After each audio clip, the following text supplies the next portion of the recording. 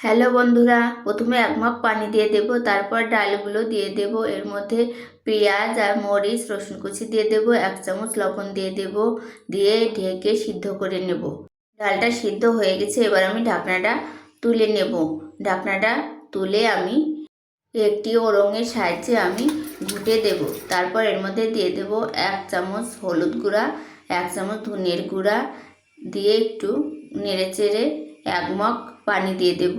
নেড়ে চেড়ে কিছুক্ষণ জাল দিয়ে ডালটাকে রান্না করতে হবে। তারপর একটি কড়াই নেব, কড়াইয়ের মধ্যে আমি পরিমাণ মতো তেল দিয়ে 2টা তেজপাতা, রসুন কুচি, পেঁয়াজ কুচি, 2টা শুকনো মরিচ, 1 চামচ পাঁচফোড়ন, 1 চামচ কালো জিরা ফোড়ন দিয়ে যখন পেঁয়াজগুলো একটু লাল লাল হয়ে যাবে তখন এর মধ্যে আমি ডাউল দিয়ে দেব। ডাউল আমি ঢেলে দিচ্ছি। এবার আমি একটি ফোড়ন দিয়ে নাড়াচাড়া করে নেব।